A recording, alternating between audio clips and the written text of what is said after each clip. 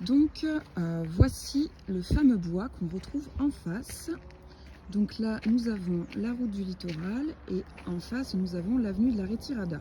Comme vous pouvez le voir, donc là on est hors saison et il y a quasiment pas un chat. On se trouve au cœur du bois du Tamariguier. Donc le bois qui est la cible de prochains abattages, donc pour la construction d'un rond-point. Alors voilà, tant que j'y suis, regardez, j'ai un très joli petit papillon, je pense que c'est un petit tire-6.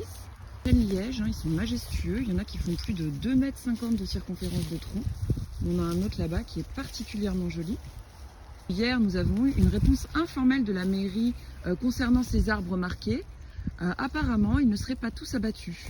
Donc on nous a dit qu'ils n'allaient pas abattre 2700 m² d'arbres. Bon, ça on s'en doutait parce que sinon ça ne ferait pas 100 arbres, ça en ferait peut-être le triple, voire le quadruple.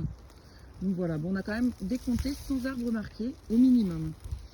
Donc ils nous disent que les arbres qui ont été marqués, il y en a qui vont être abattus et d'autres recensés.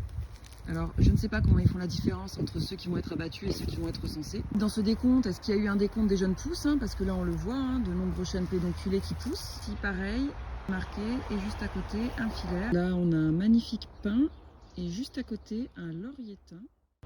Et on a même du pistachier, je crois. Ici on a plusieurs jolies frênes. Un mimosa d'hiver.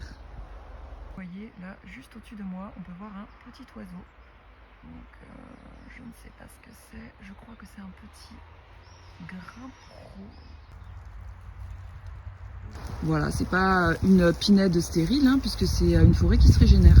Il était dit que le rond-point donc assurait une sorte de préservation, de mise en sécurité des arbres qui seraient épargnés. Alors je ne sais pas comment. Donc nous on demande quand même à la mairie une transparence concernant ce projet qui nous paraît vraiment très flou. À savoir, est-ce qu'il y a eu une étude sur les espèces présentes dans le bois, donc espèces animales et végétales? Est-ce qu'il y a eu un décompte effectif des arbres qui allaient être coupés, en comptant également les jeunes pousses? Est-ce qu'il y a eu un décompte du nombre de voitures, du passage de véhicules hors saison et pendant la saison estivale, pour nous démontrer la nécessité d'un tel projet? Et ensuite, quel est le coût de ce projet? Quel coût de revient pour la commune? Donc voilà, sachant qu'en général, les ronds-points, ce sont des budgets astronomiques. Pour finir, on dit non à l'abattage des arbres, quel que soit le nombre. On dit non au rond-point et on dit oui au classement de ce bois en zone Natura 2000 pour réellement le préserver. Je vous remercie. J'espère que vous signerez la pétition qui se trouve en lien et que vous ferez partager au maximum